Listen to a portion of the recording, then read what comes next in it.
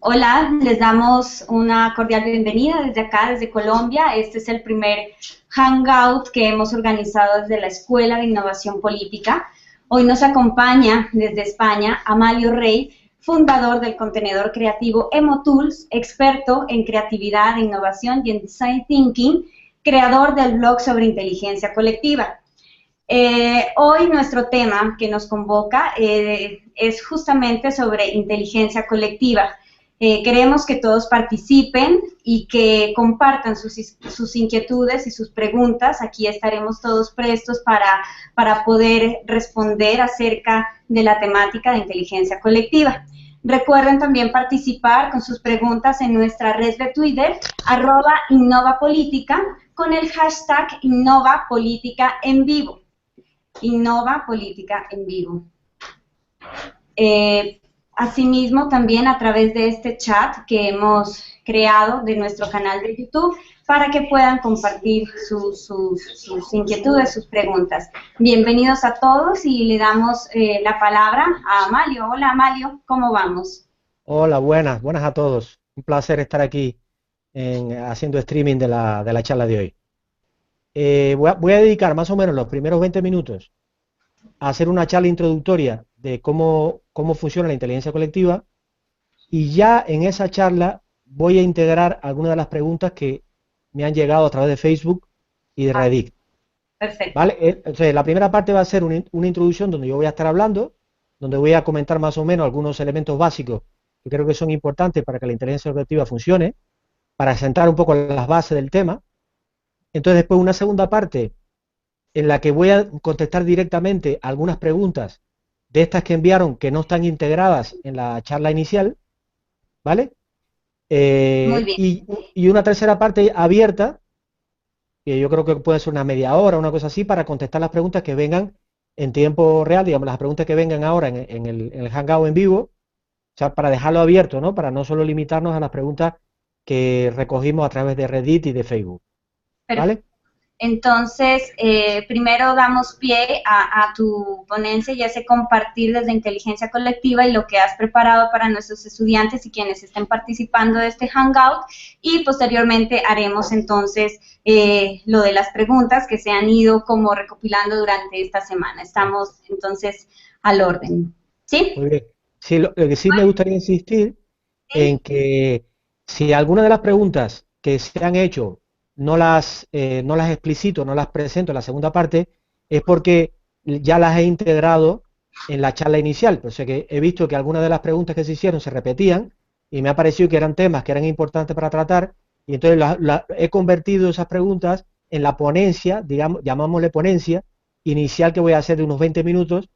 Por lo tanto, le pido a los alumnos que tengan un poquito de paciencia en esta primera parte, porque voy a estar hablando todo el tiempo yo, ¿no? Porque más bien lo que pretendo es, dado que esto tiene un fin también pedagógico, marcar unas pautas iniciales de lo que es la inteligencia colectiva, cosas que a mí me parece que son importantes, y a partir de ese conocimiento básico, ya entonces empezamos con preguntas concretas, ¿vale?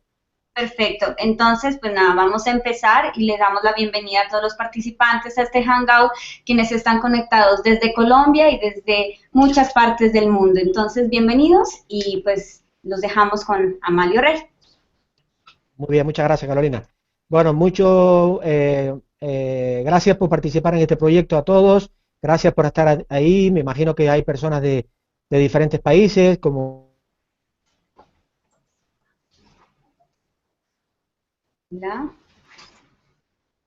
¿Se me escucha? ¿Hola? Sí, ¿Se perdió el volumen? ¿Se escuchó? continuemos. Estabas en la bienvenida, tranquilo. Ah, vale, vale.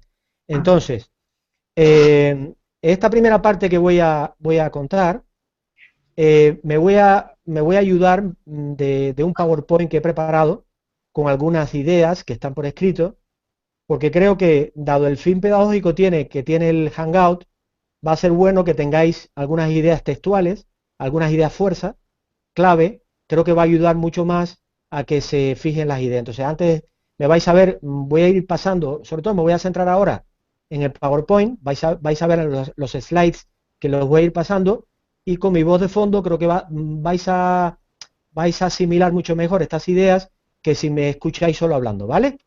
Entonces, vamos ahora a pasar voy a compartir el PowerPoint, me vais a dar un minutillo, porque esto tarda un poquito, ¿eh?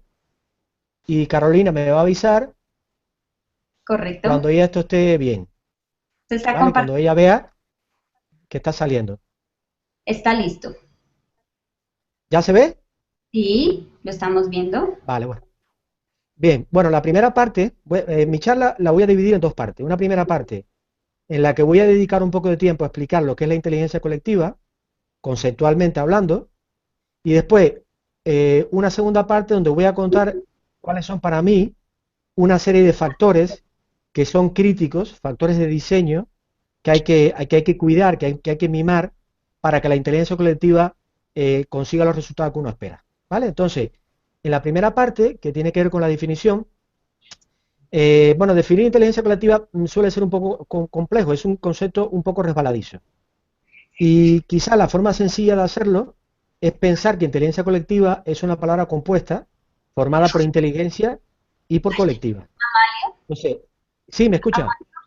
Una sugerencia, podemos compartir la pantalla porque compartiste en PowerPoint, entonces estamos viendo únicamente las diapositivas, la primera diapositiva, entonces podemos volver a hacer ese ejercicio para que podamos ver la diapositiva plena, completa la pantalla. Ah, pero ahí está completa. ¿No se ve? No, ¿Qué se ve? es que tú compartiste PowerPoint y no la pantalla completa, A ver, como el ejercicio que hicimos anteriormente. vamos a ver. Listo. Entonces, ahora sí, hazla que sea completa, esa imagen, ¿Así? ¿Ahí se ve? la estamos viendo, sí, pero no en pantalla completa. ¿Y ahora? Esperemos Sí, la un tengo en momentito. pantalla. La tengo. Esperemos a ¿Ahora? ver. Aún no. Es que la tengo en pantalla completa. Y si pasas la siguiente diapositiva, Sí, si se ve ahí he de, pasado. si se ve de diapositiva a positiva, estamos bien.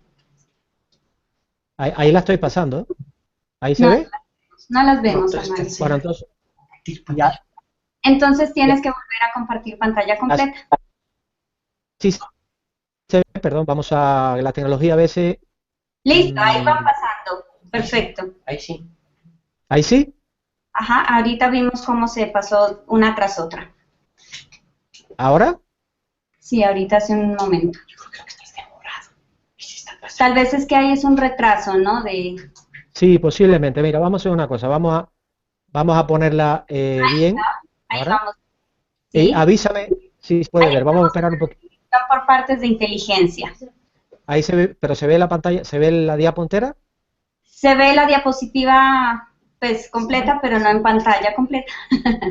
Ah, pues yo la tengo en pantalla completa. Perfecto. Bueno, Pero pues, entonces, se consigue leer. sí, perfecto. Vale, Muy bueno, eso es lo importante. Eso es lo importante. Vale, bien. Bueno, continúo entonces, Carolina. Sí, aquí estamos. Vale, venga, Perfecto. bueno. Me avisa si falla algo, porque, bueno, en fin. Como yo decía, podemos dividir el concepto de inteligencia colectiva en los dos términos que se usa para el concepto. Entonces podríamos, por un lado, pensar que es inteligencia. Inteligencia es un concepto, una palabra muy resbaladiza, difícil de definir, pero a mí la forma más elegante que me parece para definir inteligencia es esta idea que veis acá arriba de saber escoger. Una persona inteligente es una persona que sabe escoger, que optimiza sus decisiones y eso le permite pues, resolver problemas de una manera satisfactoria. Entonces, si pensamos que la inteligencia se puede entender como la capacidad que puede tener una persona para saber escoger bien dentro de las opciones que tiene para elegir, vamos más o menos acercándonos a lo que sería ser o no inteligente, ¿no? Y por otro lado tenemos la parte de colectiva. En el caso que definimos aquí, la parte colectiva sería, nosotros lo definimos como dos o más personas, de manera que puede haber un grupo de 4 o 5 personas trabajando en un proyecto y ahí habría manifestación del colectivo al que nos referimos cuando hablamos de inteligencia colectiva, ¿no? Como veis en esta diapositiva, ahí podríamos hablar de 4 niveles en los cuales se manifiesta la inteligencia colectiva. A nivel de grupo, es lo que llamamos los equipos, ¿no? Los equipos, grupos pequeños. Otro nivel podría ser el de una organización, puede ser una empresa, un partido político, una asociación. Un tercer nivel sería una comunidad, podría ser una ciudad, un barrio, un territorio, un país. Y el cuarto nivel, el nivel más macro, sería toda una sociedad, ¿eh? Podríamos hablar también de inteligencia colectiva a nivel del mundo, ¿no? Entonces, uniendo inteligencia con colectivo, eh, hay otro detalle que sí me gustaría también insistir. Cuando hablamos de lo colectivo, estamos hablando de que es colectivo porque hay algún grado de interdependencia entre las actividades que se quieren resolver como colectivo. Es decir, es importante que se entienda que la inteligencia colectiva tiene sentido cuando el problema a resolver tiene una dimensión colectiva. Por ejemplo, no tiene mucho sentido que hagamos un grupo e intentemos aplicar lógicas de inteligencia colectiva para decidir, perdona Carolina, quién debería ser el novio de Carolina. Porque la decisión de quién debe ser la pareja de Carolina es una decisión individual, en la que nadie debe meterse. Sin embargo, hay problemas que sí tienen una dimensión colectiva, como podría ser, por ejemplo, cómo reducir los problemas de contaminación medioambiental en Bogotá o en otra ciudad colombiana. Sí tiene una dimensión colectiva porque la forma de saber si un problema tiene dimensión colectiva es analizando si hay grados de interdependencia entre las personas ante ese problema. O sea, la famosa frase esa de que dice, mi libertad termina donde empieza la tuya. Entonces, por ejemplo, el tema medioambiental es un tema que, en el que subyacen problemas evidentes de interdependencia, porque si yo contamino,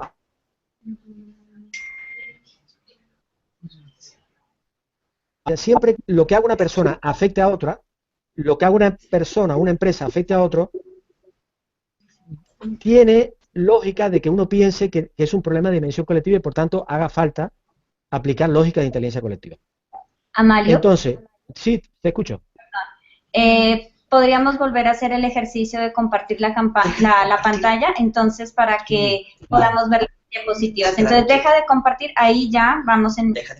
Deja de compartir la pantalla y volvamos a hacer el ejercicio para que se vea en pantalla completa. Perfecto, ahí te vemos. Entonces... Aquí. Ahora lo he compartido. Ah, perfecto. Vamos a esperar un momento. Está...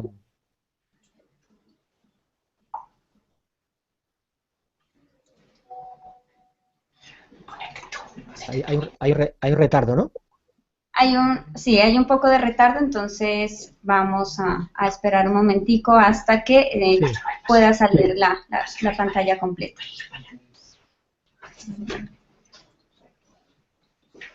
Se ha quedado un poquito bloqueado, ¿no? Se ha quedado un poco bloqueado, sí. Pues... Hay un bucle. Listo, volvemos. Ay, pero qué pasa. Ahí la vemos. Ahí estamos viendo la diapositiva. Perfecto. La voy a poner en pantalla. ¿Y ahora? Perfecto, ahí está, en pantalla completa. Ahora sí, ¿no? Bueno, bien, continúo entonces, ¿no? Continuemos, por favor, gracias. Gracias a ti. Vale, entonces, bueno, y ahora llegamos a cómo definiríamos qué entendemos por inteligencia colectiva. Pues una capacidad, la definimos así, como la capacidad de un grupo para agregar opiniones y acciones que son individuales y convertirlas en un juicio o decisión que es colectiva. Si os fijáis, lo que he marcado aquí en amarillo, lo que hacemos es que hay un grupo de personas que tienen inteligencia individuales, las juntamos y digamos, el reto en la inteligencia colectiva es cómo agregas, cómo sumas esas acciones y opiniones individuales para conseguir una decisión colectiva. Es decir, básicamente gracias a la interacción que se produce entre los individuos, ¿vale? Entonces, a más inteligente es el grupo, pues, evidentemente más va a optimizar sus decisiones. Entonces, por ejemplo, para que se entienda mejor esto, ejemplo de inteligencia colectiva. Bueno, las elecciones generales de un país, aunque esto sea un poco chocante para algunos, porque parezca que los resultados de muchas elecciones son más estupidez que inteligencia, realmente las elecciones generales de un país es una manifestación de inteligencia colectiva, porque en el fondo lo que estás haciendo es agregando opiniones individuales de millones de personas para llegar a una opinión colectiva que es la que decide quién va a gobernar un país, ¿no?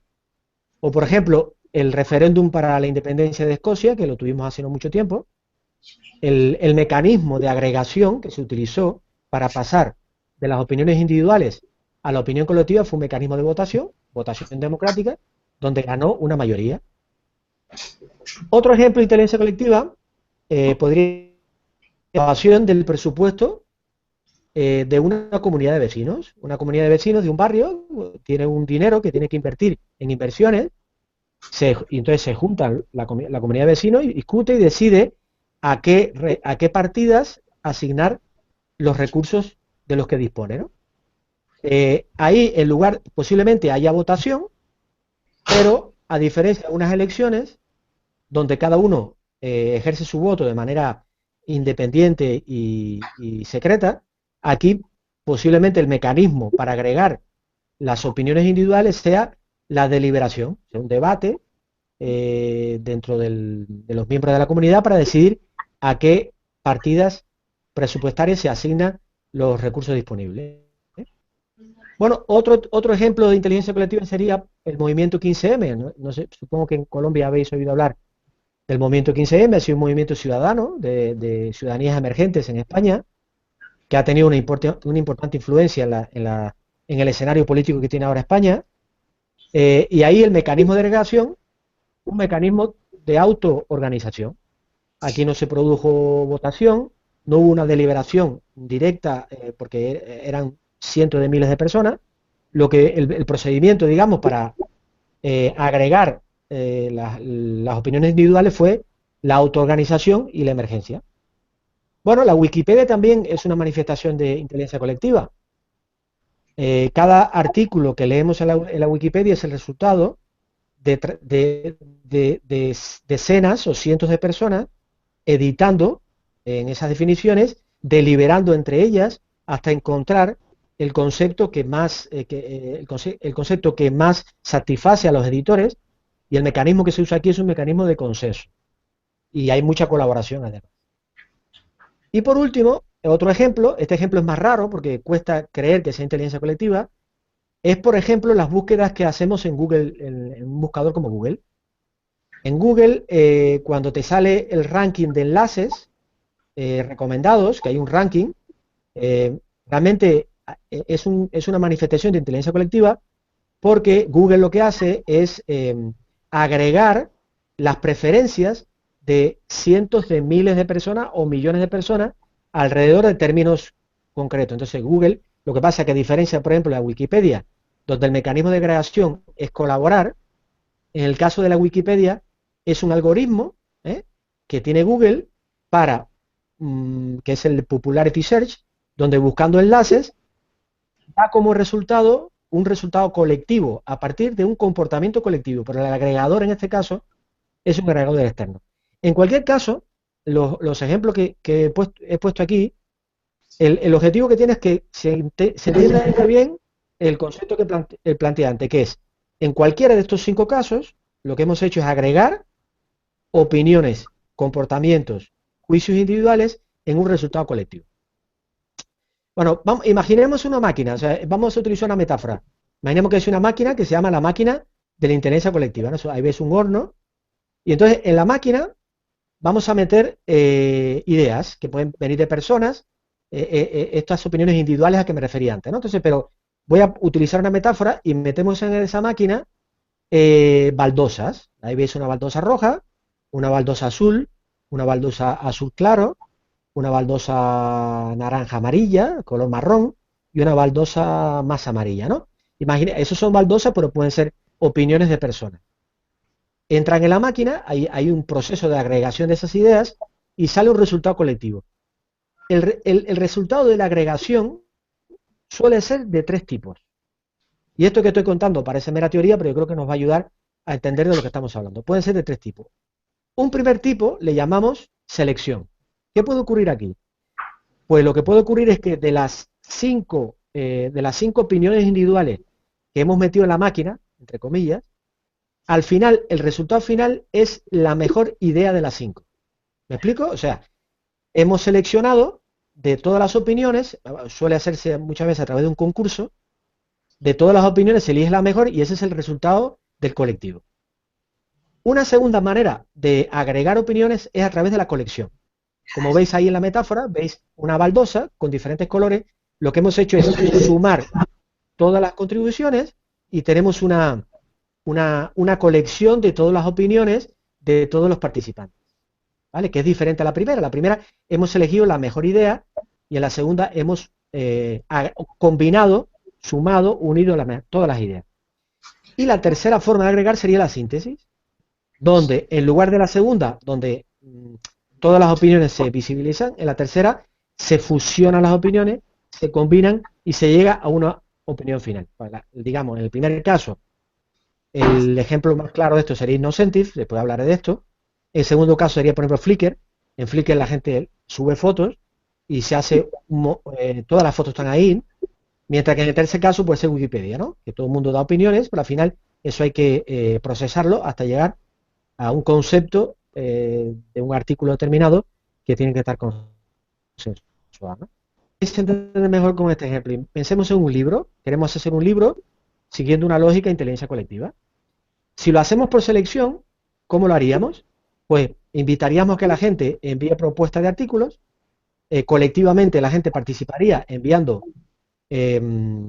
propuestas de artículos y entonces el libro se publicaría con los mejores artículos, se seleccionarían 3, 4 de los mejores artículos.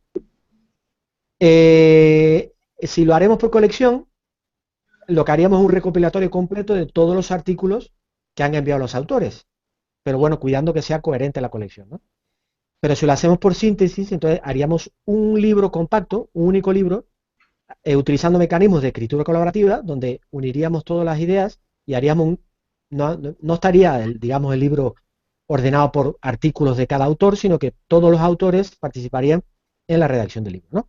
Entonces, hay mecanismos de inteligencia colectiva que operan por colección, hay otros que operan por selección y hay otros que operan por síntesis, ¿no?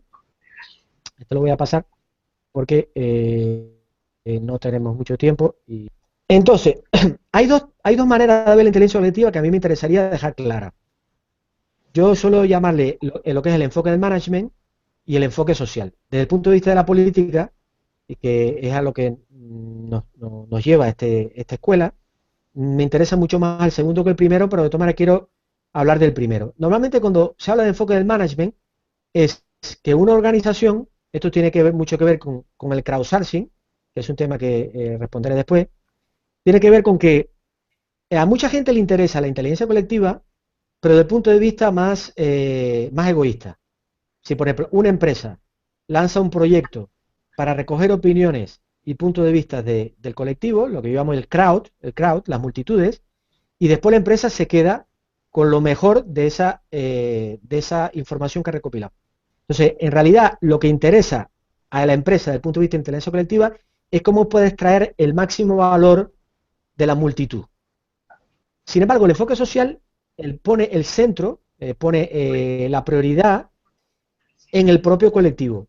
En vez de pensar cómo podemos extraer el máximo de valor del crowd, del colectivo, lo que hay que pensar es cómo puede el colectivo beneficiarse y hacerse más inteligente desde el proceso de inteligencia colectiva. Nos interesa mucho más poner el centro en el colectivo, en este caso en la sociedad colombiana, en la sociedad española, en el pueblo de Cúcuta, en el pueblo de Bogotá, en que la gente que participa sea realmente la que se beneficie del resultado del proceso y no un ente externo que extraiga inteligencia del colectivo y después la privatice.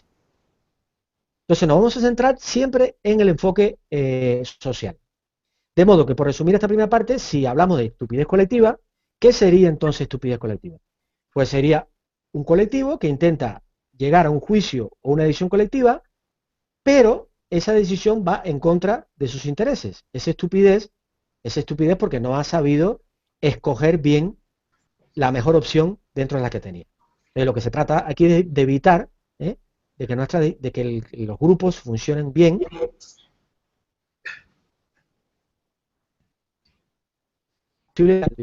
Entonces, bueno, vamos a abrir la caja de la inteligencia colectiva, y aquí me parece que viene lo más interesante, y es cómo podemos diseñar el proceso para que no caigamos en alguno de estos dos extremos.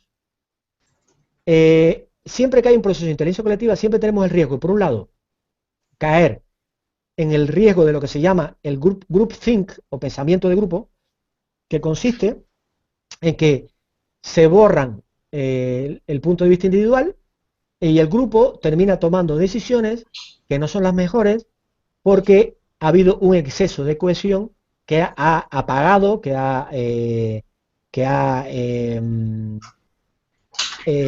suprimido la opinión individual. Entonces el grupo termina generando una especie de efecto rebaño, un efecto borrego, ¿no?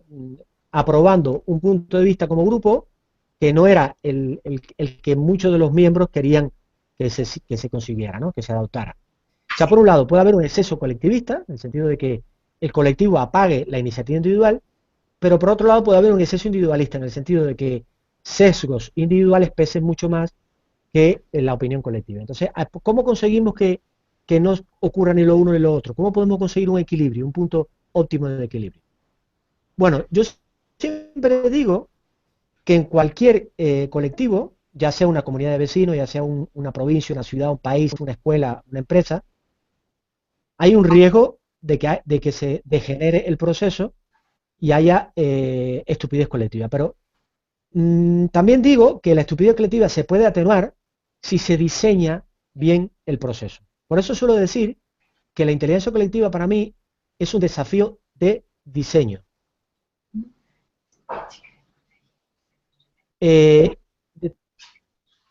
tal manera que si nosotros entendemos ciertos atributos de diseño a la hora de participativas para que la cultura política sea mucho más democrática, vamos a tener que cuidar, vamos a tener que mimar ciertos atributos de diseño que son imprescindibles en la gestión de la inteligencia colectiva. Entonces yo voy a comentar algunos que me parecen muy importantes.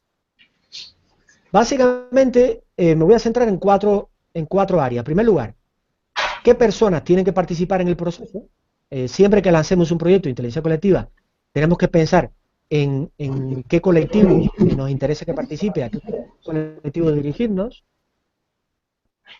que hay que definir bien qué tipo de desafío vamos a abordar. Mientras más concreto sea el desafío, mejor. Y además, como ya comenté al principio de mi exposición, el desafío tiene que tener un sentido colectivo. Mientras más colectivo, mientras más interdependencia haya, más provecho vamos a extraer de la inteligencia colectiva. En tercer lugar, ¿por qué? ¿Qué motivaciones va a tener la gente para participar? Esto es fundamental, ya hablaré un poquito de esto. Y en cuarto lugar, ¿cómo vamos a diseñar el proceso para que la agregación sea inteligente? Entonces, voy a empezar. El primer punto que me parece muy importante en la inteligencia colectiva es entender el lugar de lo individual en lo colectivo, ¿vale? Mucho cuidado, porque esto yo he visto mucho esta tentación, mucho cuidado en poner en conflicto lo colectivo con lo individual. No se trata que lo colectivo apague lo individual, ni que lo individual apague lo colectivo. Son dos categorías que se pueden compatibilizar perfectamente. De hecho, siempre he insistido que la mejor inteligencia colectiva es aquella que enriquece a los individuos, que permite que los individuos liberen su talento y su potencial. No me gusta la inteligencia colectiva entendida como colectivismo, en el sentido de que lo que importa es el colectivo y el desarrollo colectivo se tiene que conseguir aplastando la iniciativa individual. La iniciativa individual perfectamente puede encajar y debe encajar, y es sano que encaje dentro de una lógica colectiva. colectiva. Entonces, esto nos lleva a una primera premisa, en la que voy a insistir mucho, y es que no es posible la inteligencia colectiva sin responsabilidad individual. Tiene que haber un esfuerzo inicial por parte de los participantes en estos procesos para adquirir información por su cuenta. Es decir, construir un criterio propio antes de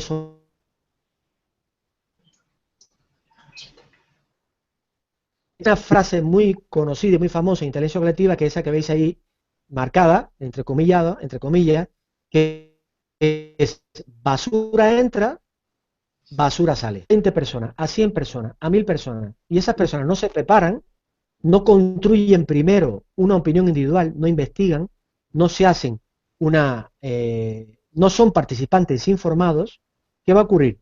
Que el resultado final no va a ser inteligente. O sea, es importante dedicar tiempo a que las personas construyan un criterio individual antes de participar en el proceso de inteligencia colectiva. Por tanto, necesitamos participantes informados. Y esto, desde el punto de vista del diseño, ¿cómo se consigue? Pues dividiendo el proceso en dos partes.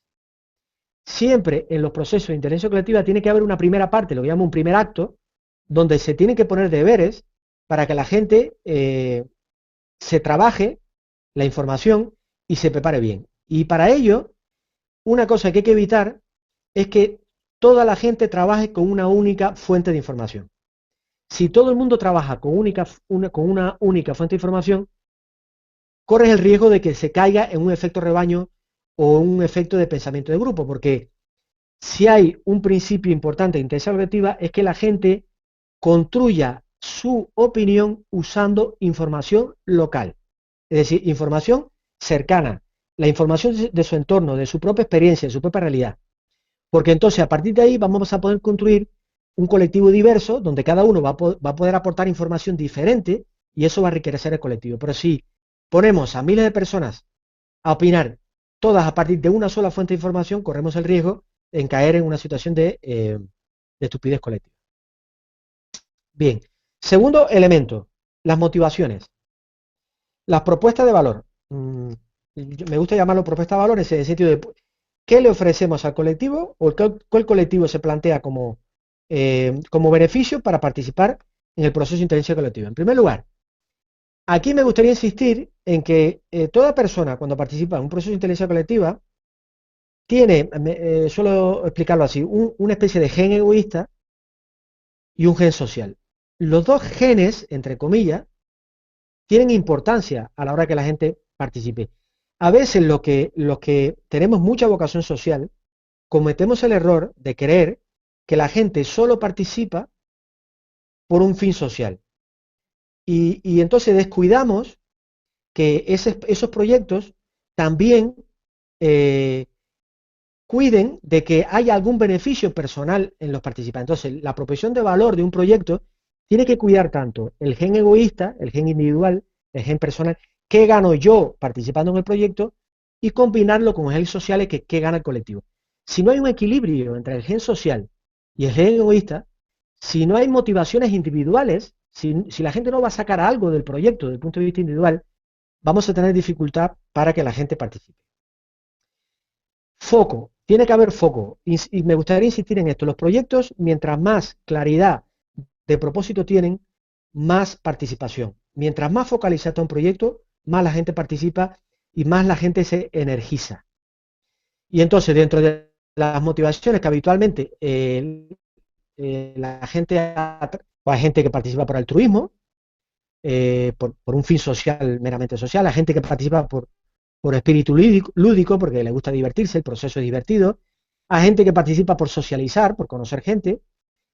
Esta cuarta motivación es importante, el autoservicio, o sea, gente que participa porque hay un problema social que no está resuelto y la gente se junta para resolverlo. No hay ninguna oferta, entonces yo construyo esa oferta desde la demanda. Otra motivación puede ser el aprendizaje, el que hay un desafío intelectual y lo queremos resolver, o puede ser también por ideología, por valores. Un colectivo tiene unos valores que quiere defender, por ejemplo, el caso típico del software libre, donde hay personas que tienen como valor esencial el peer-to-peer, el compartir, el que el software tiene que ser libre y bueno, y los motiva a participar en proyectos así, ¿no? Entonces hay que buscar una combinación adecuada entre estos 6 factores motivadores para que los colectivos se movilicen en proyectos de este tipo. Bien, diversidad. Esta es una variable esencial. Si el colectivo que participa no es diverso, vamos a generar lo que la literatura anglosajona llama cámaras de eco, donde se repiten siempre las mismas ideas, y lo único que vamos a conseguir es que el grupo se polarice y haya un efecto de pensamiento de grupo, en lugar de que se enriquezca a través de los puntos de vista individuales, ¿no? Entonces, es muy importante forzar la diversidad en los colectivos, es muy importante dar posibilidad para que el colectivo que participe sea lo más diverso posible, y mientras más pequeño es el grupo, más riesgo hay de que haya tendencias a la homofilia, o sea, a que sea demasiado uniforme el grupo y que al final el grupo no se enriquezca a través de la inteligencia colectiva. Entonces hay que forzar los puntos de vista discrepantes, diferentes, para que el grupo se crezca, ¿no? Entonces, ojo, pero bueno, la diversidad tiene también límites.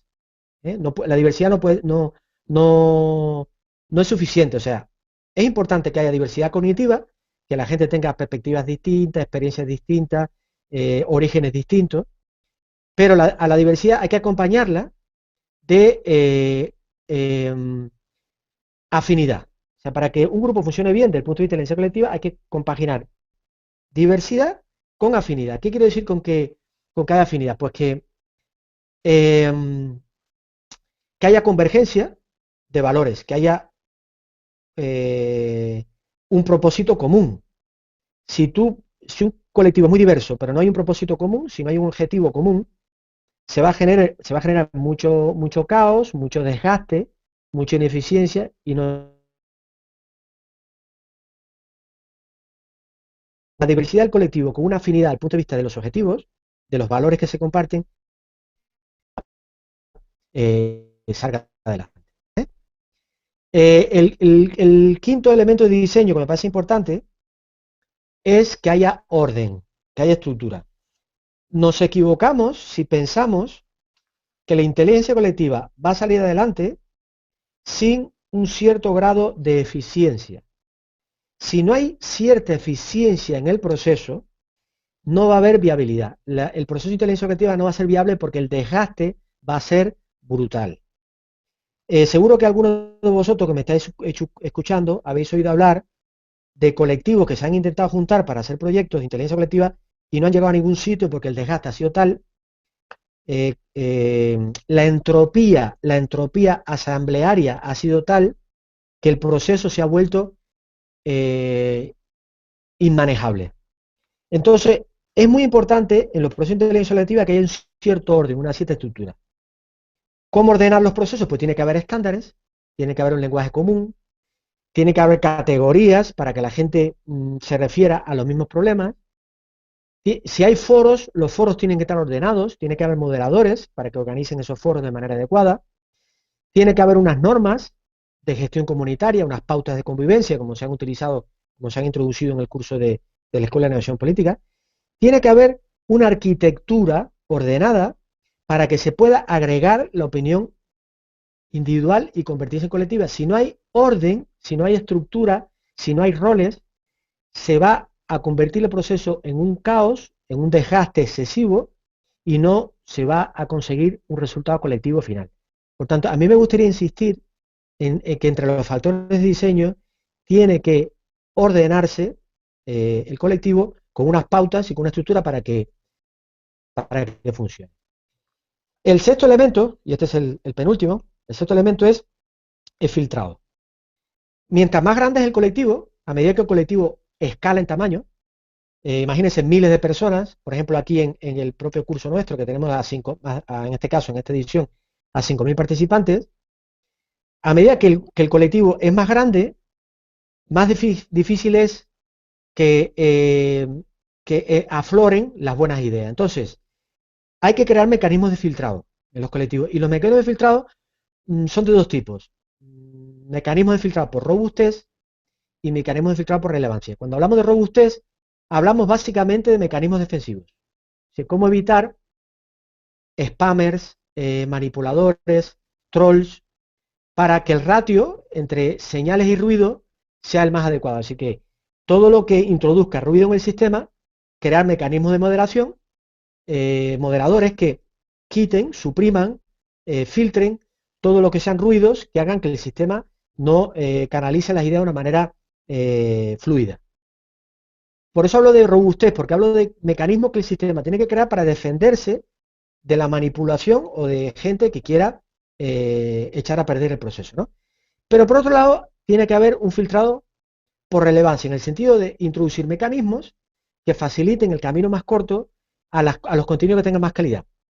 Y ahí entonces creamos mecanismos de sistema de reputación para que el filtrado sea meritocrático. Por ejemplo, la típica votación, gente que vota comentarios, gente que vota ideas para que las mejores ideas se coloquen arriba y las peores abajo, lo que hace Reddit. Reddit, tú puedes votar temas y puedes votar comentarios.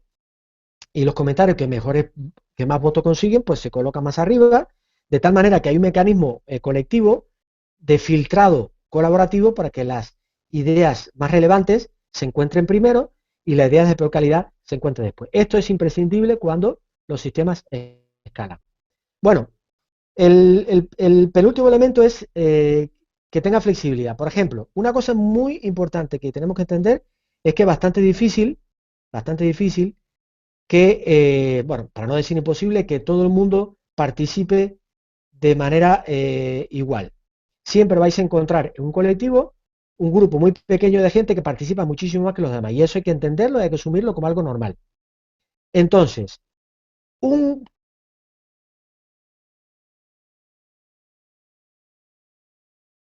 de participación. Hay que reducir las barreras a la entrada. Para que la gente participe hay que reducir las barreras a la entrada. ¿Y cómo se reducen? Pues con una tecnología adecuada, que la tecnología sea lo más básica posible para evitar que se excluyan a gente que no tiene tecnología muy avanzada.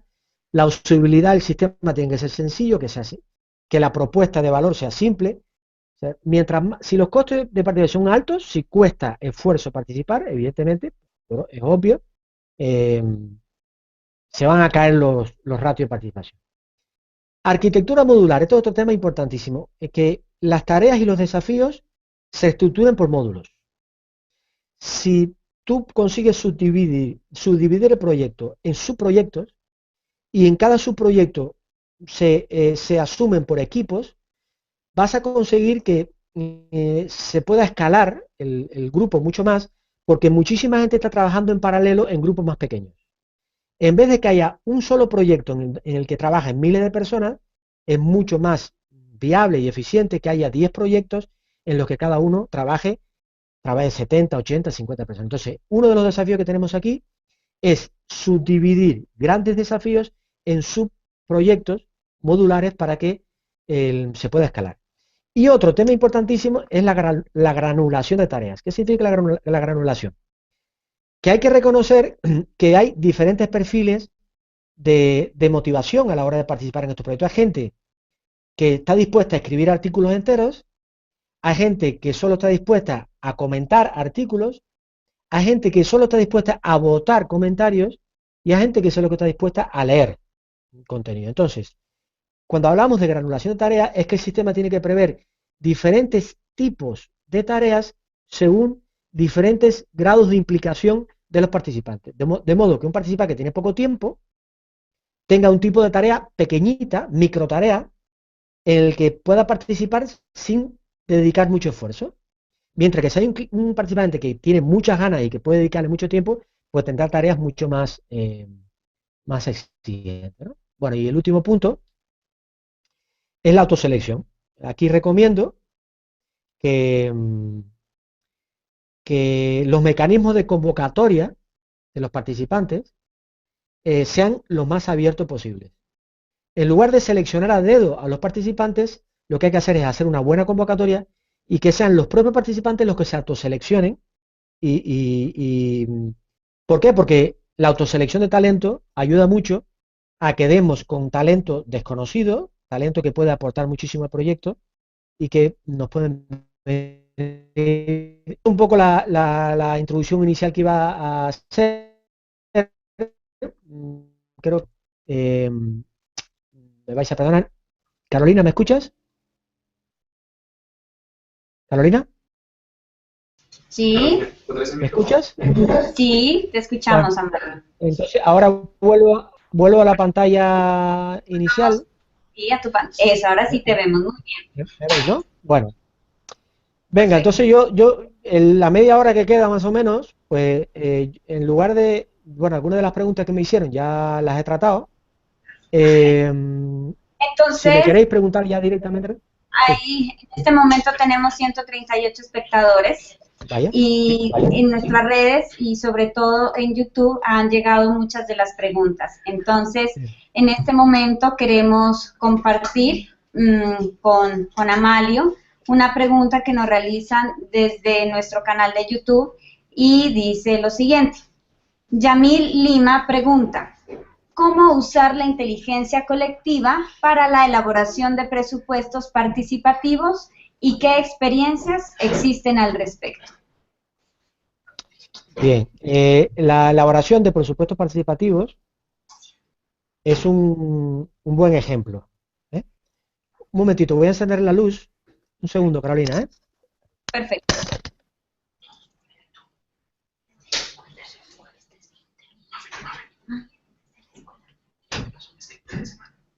Está encendiendo la luz. Creo que así es mejor. Bien, Muy bien. bien, la elaboración de presupuestos participativos es un caso clásico de inteligencia colectiva, porque lo que estamos haciendo es agregando opiniones individuales de muchas personas y cada una tiene su idea, ¿no? De a qué partidas de un presupuesto se tiene que asignar los recursos. Entonces, todo lo que he dicho antes, todo lo que he dicho antes en cuanto a elementos de diseño, son importantes a la hora de pensar aquí. Por ejemplo, si queremos, si queremos que la gente participe y queremos después poder agregar las preferencias de mucha gente, habrá que estructurar muy bien la plataforma, en el caso de que sea un proceso digital, habrá que estructurar muy bien la plataforma para que se coloquen las distintas categorías presupuestarias de una manera clara que se pueda entender y la gente pueda de una manera sencilla, por ejemplo, repartir porcentajes del presupuesto a diferentes partidas. O sea, hay que elegir, hay que decidir, hay que hacer una arquitectura de estándares para que la gente de una manera sencilla pueda repartir dinero entre las diferentes partidas. Es un buen ejemplo de cómo, si no hay estructura, es imposible que se pueda agregar opiniones de mucha gente, ¿no? Bueno, aparte de que haya un mecanismo cuantitativo a la hora de repartir los recursos, se pueden crear foros como lo de Reddit, lo que se está usando aquí en este curso, para que la gente, por ejemplo, abra hilos, temas distintos, y cada tema esté eh, dedicado a una premisa, o un principio, a una partida diferente del presupuesto, para que la gente, o sea, por un lado haya un debate cualitativo y por otro lado haya un debate cuantitativo. Tanto el cualitativo como el cuantitativo es importante para que estos debates funcionen bien. Bueno, en España ha habido procesos de este tipo. Ahora mismo, ahora me viene a la mente un municipio de Cataluña que se llama Figaró, que ha seguido este proceso. Creo que hay un pueblo de Castilla-La Mancha que también. Hay varios ejemplos. En Internet no es difícil encontrarlos. Sé que son procesos complejos que a veces generan un poco de desgaste porque no es fácil llegar a estimar unos números. Yo la experiencia que tengo es que el 100% del presupuesto no suele hacerse eh, por los ciudadanos, sino solo una serie de partidas. Creo que lo que más se está haciendo ahora son mecanismos mixtos, donde un porcentaje de los recursos los decide el ayuntamiento a través de mecanismos típicos democráticos, a través de, la, de la representación democrática de partidos, y hay otro porcentaje que se deja para que sean los ciudadanos los que asignen recursos. Muy bien. Amalio, hay otra pregunta desde Santa Rosa de Cabal, pero primero queremos compartirte que en Ibagué, Colombia, hay 30 personas que se encuentran reunidas justamente presenciando este encuentro virtual participativo. Entonces vamos desde Santa Rosa de Cabal, preguntan a través de YouTube, ¿qué elementos son fundamentales para la inteligencia colectiva y cómo saber cuándo es realmente inteligencia colectiva y no manipulación de la misma o de la opinión? Esto es de Ibagué, ¿no? La pregunta. Esta es desde Santa Rosa de Cabal, en Ah, Colombia. vale, perdón. Bien, yo creo que esa pregunta más o menos la he respondido en la ponencia inicial, pero bueno, lo voy a recordar un poquito, ¿no? Cuando he dicho que qué factores, me preguntaban qué factores son críticos para que la inteligencia colectiva no se convierta en estupidez colectiva. Esa es la pregunta, ¿no, Carolina? Sí, dice realmente que es cuándo es realmente inteligencia colectiva y no manipulación de la misma o de la opinión.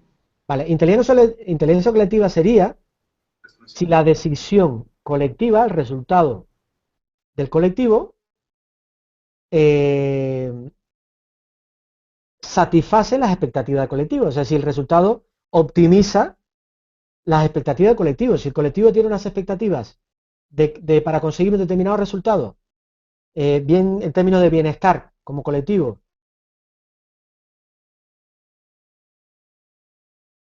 que ha planteado el colectivo, si ese objetivo se consigue, eso significa que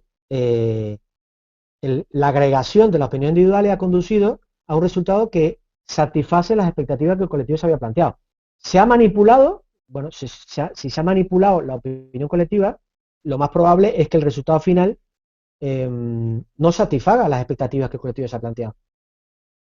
Y para que eso ocurra, pues yo ya he comentado algunos factores. En primer lugar, que haya diversidad de participación, que haya voces diversas, ¿no? En la partida. Segundo, que haya que la conversación se distribuya, que no hablen los de siempre, sino que se introduzcan lógicas de diseño en el proceso participativo para que no haya 5 o 6 personas que monopolicen la conversación y por el contrario que se puedan escuchar muchas voces y que evitemos que la conversación se monopolice, como ya decía, por pocas personas. Por tanto, que haya una eh, equidad conversacional, en el sentido de que los participantes puedan tener acceso, que muchos participantes puedan tener acceso a los debates. Bueno, que haya estructura, ya lo he dicho, que haya orden, que los participantes se preparen, que haya mucha información para que los participantes se preparen. Por esto que decía antes, de basura entra, basura sale. Si la gente se prepara bien, pues el resultado colectivo puede ser mucho mejor. Básicamente, básicamente eso, ¿no? Hay que evitar por todos los medios, también que haya transparencia en el proceso, esto es muy importante. Si no hay transparencia, al final el colectivo no hay agregación colectiva, el colectivo no conoce la información que se está manejando y si no hay transparencia puede ocurrir que haya manipulación, en el sentido de que haya agentes intermedios que filtren las ideas y solo dejen pasar las ideas que interesan. Entonces, en la medida que haya transparencia, en la medida que yo pueda entrar a una plataforma y yo pueda ver lo que opina todo el mundo y que las ideas buenas afloren por sus méritos y no porque alguien diga esta sí, esta no, va a ayudar a que el proceso sea mucho más eficiente y más eficaz. Amalio, muchas gracias por responder a esta pregunta. Vamos con otra muy concisa de Claudia Domínguez, quien pregunta, ¿cómo hacer de la inteligencia colectiva el camino hacia la innovación pública? Muy bien. Bueno, yo creo que este es uno de los temas esenciales que tiene esta escuela y es una de las cosas que a mí más me ha motivado para colaborar con vosotros. Algo que no he dicho hasta ahora, pero el proyecto de la Escuela de Innovación Política es un proyecto que a mí me entusiasma muchísimo porque realmente lo que estamos haciendo con este proyecto es invertir en cultura democrática. Eh, y cuando decimos que queremos invertir en cultura democrática, estamos hablando de que queremos que haya más participación ciudadana en la política. Por eso decíamos desde el inicio que los alumnos de esta escuela no necesariamente tienen que ser políticos. Queríamos que fueran ciudadanos. Si los ciudadanos se preocupan por la política, vamos a tener una política más inteligente. Entonces, la innovación pública necesita de empatía. Necesita de un enfoque de usuario. La innovación pública tiene que dar respuesta a las expectativas más genuinas de la ciudadanía. Y entonces la pregunta que uno se hace es ¿cómo saber cuáles son las expectativas públicas de la ciudadanía? ¿Cómo saber? Hasta ahora, ¿cómo lo hemos hecho? Pues lo hemos hecho a través de congresos, parlamentos. En teoría, los representantes de la ciudadanía que están en el Congreso o Parlamento son los que deberían decirle a la política, al gobierno, qué es lo que quieren los ciudadanos. Pero ya sabemos que ese sistema está bastante distorsionado, por no decir algo peor. El mecanismo de democracia representativa es un mecanismo que tiene muchos fallos, tiene muchos defectos, más de los que nos merecemos como ciudadanos.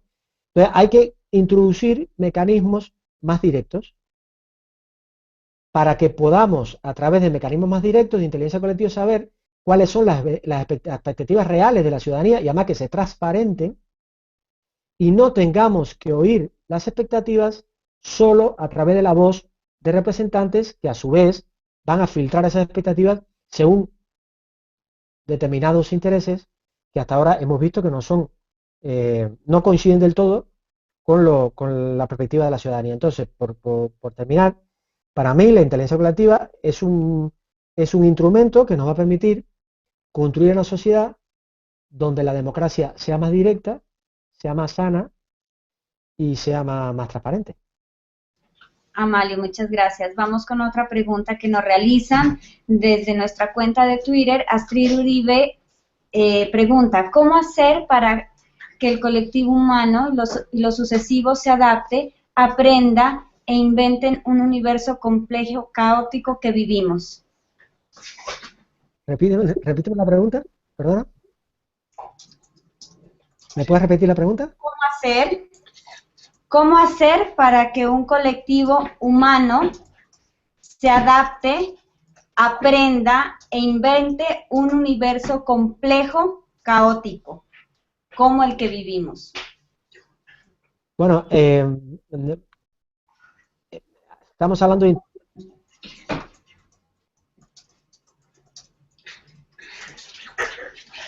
¿Escuchas? Sí, allí te escuchamos, se perdió un poquito la me voy a aprovechar de la pregunta, Vale. Para introducir un término del que no he hablado ahora. Hasta ahora he hablado todo el tiempo de inteligencia colectiva. Para ello hay un término que tiene relación con la inteligencia colectiva y que más que sustituirlo lo complementa, que es la inteligencia conectiva. Conectiva con N. Inteligencia colectiva e inteligencia conectiva. Bueno,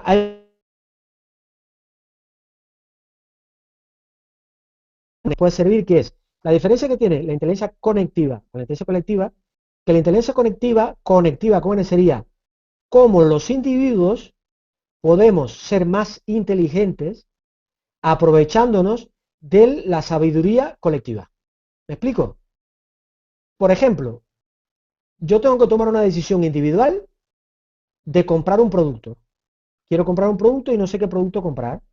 Pues me voy a las redes sociales, visito portales web donde hay debates colectivos, me informo y entonces el conocimiento colectivo, conectándome a ese conocimiento colectivo, yo voy a conseguir tomar mejores decisiones individuales. Por tanto, cuando hablamos de inteligencia conectiva, es que si nos conectamos a mejores redes de conocimiento, conseguimos ser más inteligentes a escala individual. Mientras que la inteligencia colectiva es al revés. Cómo el colectivo se puede beneficiar de las inteligencias individuales. Es el caso que ponía de una comunidad de vecinos que tiene que tomar una decisión colectiva en cuanto a su presupuesto, cómo hacer que esa comunidad de vecinos sea más inteligente a la hora de tomar decisiones y cómo puede esa comunidad aprovechar la inteligencia de sus miembros, ¿no? Entonces, ahí hay un proceso de inteligencia conectiva en el sentido de que el individuo se aprovecha del conocimiento colectivo y hay un proceso de inteligencia colectiva donde el colectivo se aprovecha del conocimiento individual. Entonces, ante la pregunta que me estás comentando, que me has hecho, hay que potenciar mecanismos de inteligencia conectiva, es decir, que los individuos se conecten cada vez a mejores redes de conocimiento. Mientras más calidad tengan tus redes, más inteligente vas a ser. Y por otro lado, hay que diseñar mejor los procesos de inteligencia colectiva con elementos de diseño como los que he comentado antes, para evitar que el colectivo actúe de una manera estúpida y por el contrario que el colectivo enriquezca las aportaciones individuales, de manera que nos ayude a manejar tanta complejidad. Muy bien, Amalio, muchas gracias. Vamos a ir con dos últimas preguntas. Fabián Cifuentes, desde Villavicencio, Colombia, saluda y dice, ¿cuál es la diferencia entre la inteligencia colectiva y un partido o movimiento político? Bueno, a ver, un partido o movimiento político, a ver,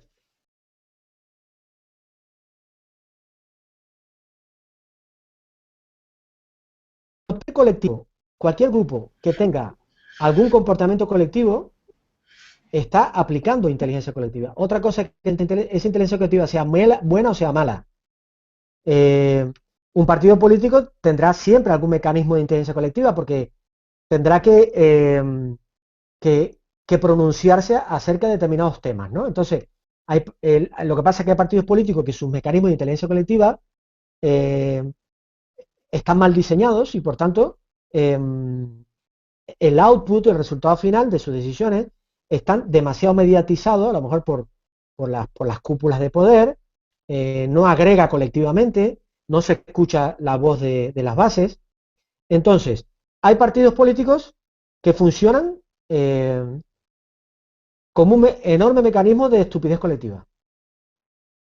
Y hay partidos políticos que van depurando los mecanismos de inteligencia colectiva de tal manera que su militancia, la ciudadanía que los vota, consiguen participar en el posicionamiento político que tiene ese partido en el escenario de una sociedad. Entonces, hay partidos políticos que son colectivamente estúpidos, hay partidos políticos que son colectivamente inteligentes. En cualquier caso, por definición, si un partido político quiere crecer de una manera eficaz, quiere ser sano, quiere responder a las expectativas de su militancia y de sus votantes, tiene que afinar lo más posible sus mecanismos de inteligencia colectiva, lo que habíamos dicho antes, ¿no? Que haya transparencia, que haya participación, que se escuchen voces diversas, que el equipo de liderazgo se abra, no sea endogámico, que haya plataformas digitales para que la gente pueda participar directamente en la toma de decisiones, pueda haber mecanismos de referéndum interno, cuando hay que tomar una decisión que es muy crítica, que pone en peligro la identidad del partido, que pone en entredicho la identidad del partido porque es un factor diferenciador del posicionamiento político de ese partido, que hay un mecanismo para que se transparente la opinión de su militancia. Y esos son mecanismos de inteligencia colectiva que hay que articular. Son complejos, ¿eh? No es fácil, pero vamos aprendiendo. Vamos aprendiendo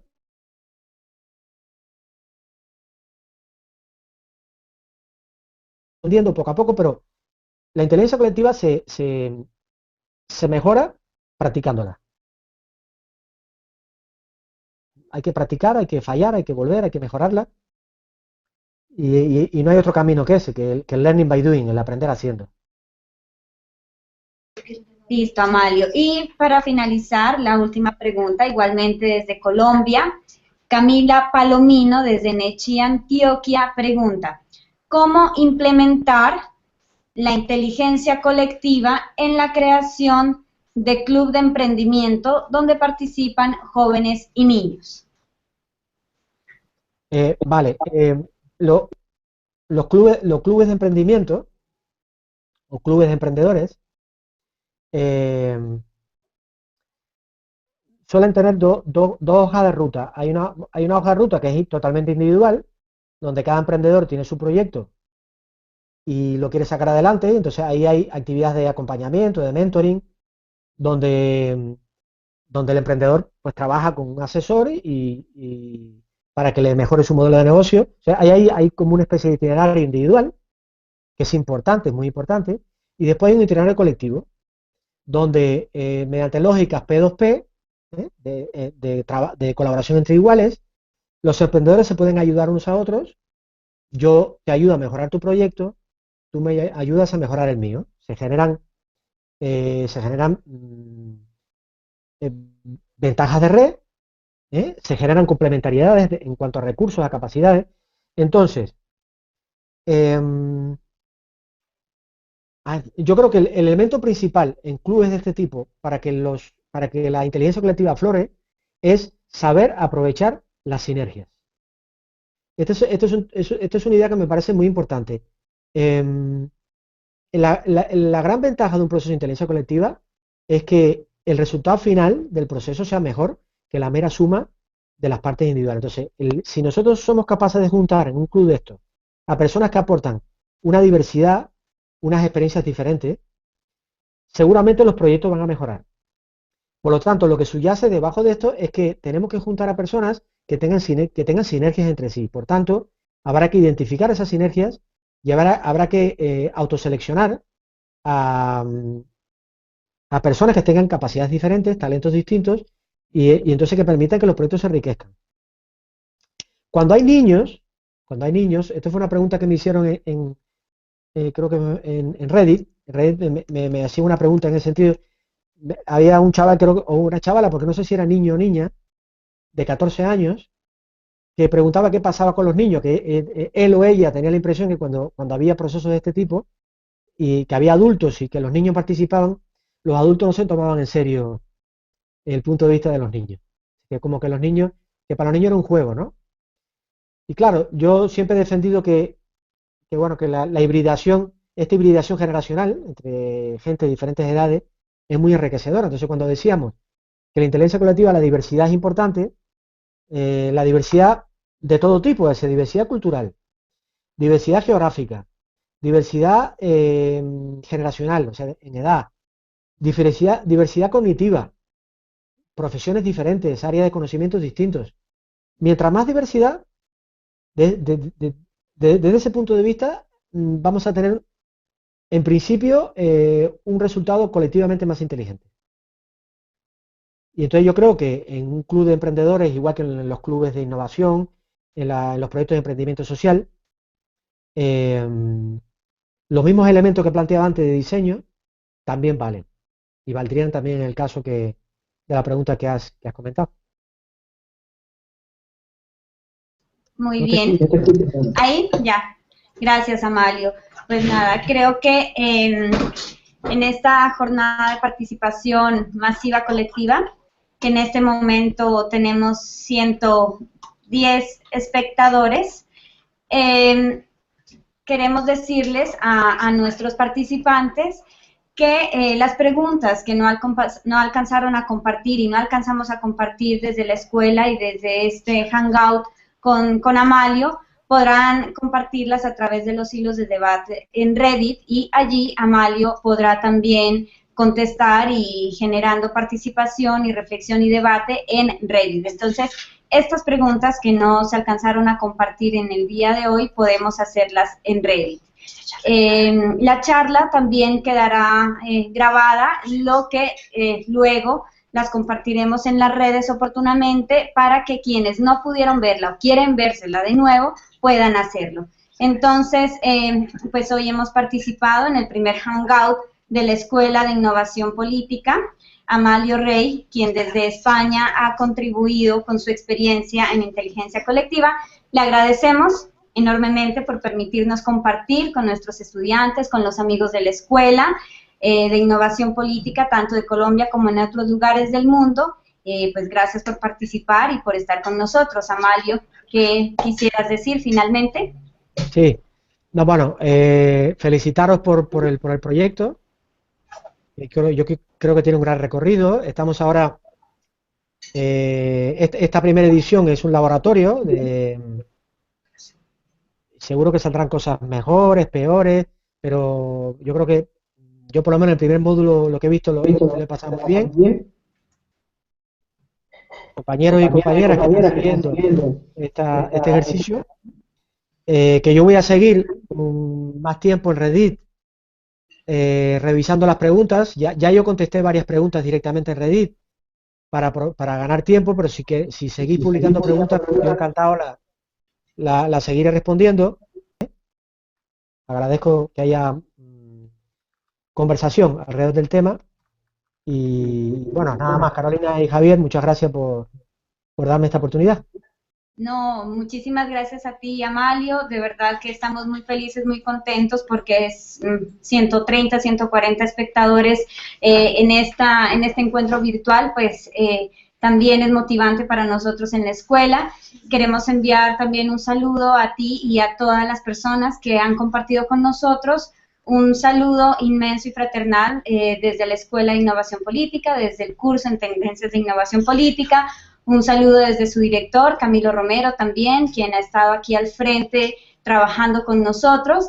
Y sin antes despedirnos, queremos también comentarles que en la próxima semana estaremos con un nuevo Hangout con Matías Bianchi desde Argentina y les estaremos contando oportunamente acerca de este nuevo encuentro. Así que les agradecemos a todos, también a la Alianza Verde, muchísimas gracias por permitir este tipo de participación también virtual, desde donde hemos construido conocimiento y reflexión. A todas las personas que nos siguieron, muchísimas gracias y